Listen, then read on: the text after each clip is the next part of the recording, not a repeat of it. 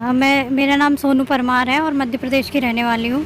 वहीं से मेरी एजुकेशन भी पूरी हुई है और वर्तमान में मैं उज्जैन में डीवाईएसपी के पद पर कार्यरत हूँ। अच्छा, डीवाईएसपी भी हैं। यस। ओके मैम, आपका जो है कि कौन सा बोर्ड था और कितने मेंबर थे? बीबी व्यास सर का बोर्ड था और 5 लोग थे वहाँ और बहुत ही कॉर्डियल थे। बहुत अच्छा मेरा इंटरव्यू रहा, मुझे बहुत अच्छा लगा। आपका मीडियम क्या था ma'am? Hindi medium. Hindi medium. Yes. Okay ma'am, आपके डैफ में क्या था और डैफ से किस टाइप से क्वेश्चन पूछे? डेफ में मेरा ग्रेजुएशन था, मेरा जॉब का था, तो मुझसे पुलिस से रिलेटेड, पुलिस रिफॉर्म है और लॉ एंड ऑर्डर जो अभी सिचुएशन है उस तरह के क्वेश्चंस थे। और मेरा ऑप्शनल हिंदी साहित्य था, उससे लेकर के क्वेश्चन थे। मेरी हॉबी से क्वेश्चन थे, एक मांडना पेंटिंग में बनाती हूँ तो उससे रिलेटेड थे। यही सब था। बाकी जनरल क्वेश्चन से क्वेश्चन आते हैं, उसी तरह से इन्हीं सब चीज़ों पे क्वेश्चन पूछे। मेरा इंटरव्यू 25 मिनट लगभग चला होगा। मुझे इतना लगा कि 25 मिनट से ऊपर रहा होगा। और आपका अटेम्प्ट कौन सा है? ये मेरा 5th अटैम्प्ट है। मैंने इसके पहले मेंस दिया था 19 वाला, मेरा क्लियर नहीं हुआ था मेंस। छुट्टियां भी ली है मैंने बीच में, और जो टाइम बचता था उस टाइम में मैं दूसरी चीज़ों में लगाने की बजाय मैं पढ़ाई में लगाती थी। और तीसरा ये है कि जब आप किसी चीज़ को करने की ठान लेते हैं तो कोई चीज़ आपको रोक नहीं सकती। तो बस ये लगन होनी चाहिए और फिर उसके हिसाब से हमारी मेहनत होनी चाहिए। मैम, प्रीलिम्स की बात करी जाए तो आपका हिंदी मीडियम है। हिंदी मीडियम में कहा जाता है कि प्रीलिम्स में सीसेट का होना बहुत मुश्किल हो जाता है। हिंदी मीडियम वाले बैकग्राउंड के लिए थोड़ा सा टफ होता है, तो उसकी प्रिपरेशन आपने कैसे किया था? एक्चुअली मैं सीसेट के लिए कभी प्रिपरेशन नहीं की, क्योंकि मेरा 11th-12th में मतलब मैथ्स भी था, वो बैकग्राउंड भी है। और पता नहीं क्यों मुझे कभी ऐसा लगा नहीं अलग से सीसेट के लिए कभी पढ़ने का। तो जनरल अगर प्रैक्टिस करते रहेंगे हम क्वेश्चंस की, एक छांट लें हम कि किस किस तरह के प्रश्न आते हैं और उनको कैसे सॉल्व किया जाता है, अगर वो टेक्निक हमें पता है कि कैसे सॉल्व किया जाता है तो धीरे धीरे प्रैक्टिस से आ जाते हैं। सीसेट सच में भी आसान है, उसका बस एक मैनेजमेंट आपको पता होना चाहिए कि आपको एग्ज़ाम में कौन से क्वेश्चन छोड़ने हैं, कौन से क्वेश्चन करने हैं। कई बार हम सारे क्वेश्चन ऐसे क्वेश्चन में उलझ जाते हैं कि हमारा टाइम पूरा ख़राब हो जाता है, तो वो चीज़ नहीं करनी चाहिए। वो तो एक क्वालिफाइंग ही है, तो इतना तो मतलब इतना मुश्किल नहीं है, प्रैक्टिस से हो जाता है। मैंने बुक लिस्ट जो जनरली सब लोग पढ़ते हैं, लक्ष्मीकांत और ये सब मैंने पढ़ी थी। उसके अलावा मैंने विज़न की मैगज़ीन करंट अफेयर्स के लिए पढ़ी थी। और बेसिक्स के लिए मैंने दृष्टि के नोट्स प्रेफर किए थे। यही सब थे। बहुत ज़्यादा समय मुझे मिला नहीं था, तो मैंने इन्हीं चीज़ों से अपनी प्रीलिम्स की तैयारी की थी। जब मेरी ग्रेजुएशन हो गई थी तभी मैंने डिसाइड कर लिया था, लेकिन कुछ ऐसे सर्कमस्टेंसेस थे कि मैं उस समय नहीं कर पाई और मैंने स्टेट सर्विसेज दिया, वहाँ मेरा हो भी गया। तो अब जब मेरे अनुकूल परिस्थितियाँ थी तो इस बार मैंने पूरी मेहनत से दिया है।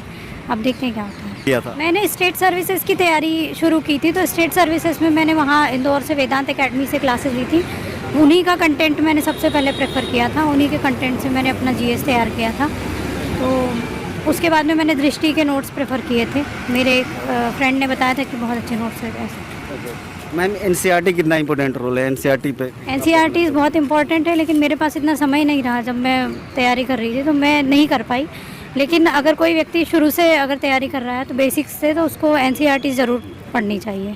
सबसे पहला तो ये है कि नॉलेज होना चाहिए। पहले हम लोग पढ़ लें, 6 महीने जो नए तैयारी शुरू करते हैं वो लोग पहले ही दिन से लिखने का ऐसा नहीं होता है। उनको कम से कम 6-8 महीने देना चाहिए करंट अफेयर्स को, जीएस को, जो स्टैटिक पोर्शन है उसे, और चीज़ों को समझना चाहिए, पुराने पेपर्स एनालिसिस करना चाहिए उनका, उसके बाद फिर शुरू करना चाहिए। और अगर कोई व्यक्ति इस स्थिति में है कि वो पहले दिन से लिख सकता है तो उसे लिखना चाहिए, नहीं तो थोड़ा सा टाइम दे करके, क्योंकि कई बार हम कंपेयर करने लगते हैं कि हम अच्छे से लिख पा रहे हैं कि नहीं, देखो उसने कितना अच्छा लिखा, मैंने अच्छा नहीं लिखा, तो ये डीमोटिवेट होते हैं इससे। तो मैंने तो मेंस के समय पे लिखा था और उसके पहले प्रीलिम्स के और मेंस के बीच में जब टाइम मिला था तब मैंने हाँ पुलिसिंग पे क्वेश्चन थे, पुलिस रिफॉर्म पे थे, क्या पुलिस रिफॉर्म्स होने चाहिए और क्या है और क्या ज़रूरत है, कैसे पुलिस की शुरुआत हुई और पहले कैसी थी अब क्या है। और मैं उज्जैन में पोस्टेड हूँ, तो वहाँ की कम्युनल अगर कोई चीज़ें हैं तो उससे रिलेटेड क्वेश्चंस थे। मैं चूँकि मेरा एक बेटा भी है तो मैंने कैसे बैलेंस किया उसमें, और एज ए लेडी ऑफिसर मुझे क्या क्या चैलेंजेस फेस करने पड़े, ये सारी चीज़ें मुझसे पूछी। अगर डेली 8 से 10 घंटे हम डेली पढ़ रहे हैं ईमानदारी से तो सफिशिएंट है, क्योंकि यूपीएससी में केवल किताबों में लिखा वही नहीं आता। आप व्यवहारिक ज्ञान भी बहुत ज़रूरी है। आप बाहर निकलते हैं, चीज़ें देखते हैं, उनको किस तरह से सोचते हैं। आप यहाँ खड़े हैं, आप यहाँ कोई चीज़ अगर ऐसी देखेंगे उसके बारे में आप सोचेंगे कि इसको कैसे ठीक किया जा सकता है। तो ये चीज़ें भी बहुत ज़रूरी हैं। केस स्टडीज़ हुई या कोई सिचुएशनल क्वेश्चन रहते हैं तो वो उसी से सॉल्व होते हैं, किताबों में घुसकर नहीं होते हैं। तो ऐसा नहीं है कि केवल किताबें पढ़ने से 18 घंटे आप पास हो जाएंगे। मैंने पहले 3 अटैम्प्ट ऐसे ही दे दिए थे, मतलब मुझे ये भी नहीं पता था कि ऐसा भी चलता है कि ये बहुत गिने जाते हैं कि अच्छा आपने 5वां अटैम्प्ट दिया वैसा। बाकी मेरा 19 में जो अटैम्प्ट था वो थोड़ा सीरियस अटैम्प्ट था। उस समय मैंने मेंस दिया था, उस समय इंटरव्यू के लिए कॉल नहीं आया, लेकिन इस बार इंटरव्यू कॉल आया था। हिंदी मीडियम के स्टूडेंट्स प्रीलिम्स में ही रुक जा रहे हैं, सबसे बड़ी कमी यही है। प्रीलिम्स में ही कम रहेंगे तो मेंस कैसे क्वालिफाई होंगे। तो पहली तो यही है, कंटेंट बहुत सारा है, उस कंटेंट को रिफाइन करने की ज़रूरत है। हमें सिलेक्ट करना है कि क्या पढ़ना है और क्या छोड़ना है। अगर हम इस चीज़ को जान गए तो कोई बड़ी समस्या नहीं है कि प्रीलिम्स वाले मतलब हिंदी मीडियम वाले भी आसानी से इसको क्लियर कर सकते हैं। पॉसिबल है, सब कुछ यूट्यूब पे अवेलेबल है। जो टफ़ चीज़ें रहती हैं वो आप उस पर एक्सप्लेनेशंस देख सकते हैं। और मेरी तैयारी में तो इंटरनेट, यूट्यूब, ये इन्होंने बहुत मदद की, क्योंकि हर चीज़ आप कोचिंग या मटेरियल में नहीं मिलता है। आपको बहुत सारी चीज़ें क्या चल रहा है वो आप वहाँ देख सकते हैं। तो रिमोट एरिया में कहीं भी हो व्यक्ति अगर वो करना चाहे तो कर सकता है, कोई बड़ा वो नहीं है। उनको करंट अफेयर्स और जो उनके स्टैटिक पोर्शन जो पढ़े हुए हैं उन्हीं को रिवाइज़ करें, क्योंकि सबसे बड़ी प्रॉब्लम ये होती है प्रीलिम्स में हम रिवीजन नहीं करते हैं। बहुत सारा पढ़ लेते हैं, रिवीजन नहीं करते, तो रिवीजन करना बहुत ज़रूरी है।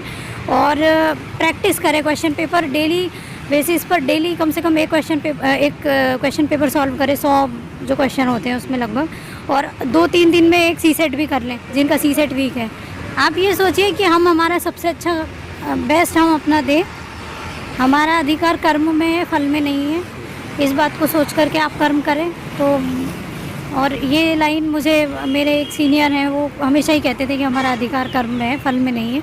फल के बारे में सोचेंगे तो हम कर्म नहीं कर पाएंगे। तो कर्म करें, रिज़ल्ट तो अपने आप मिलेगा।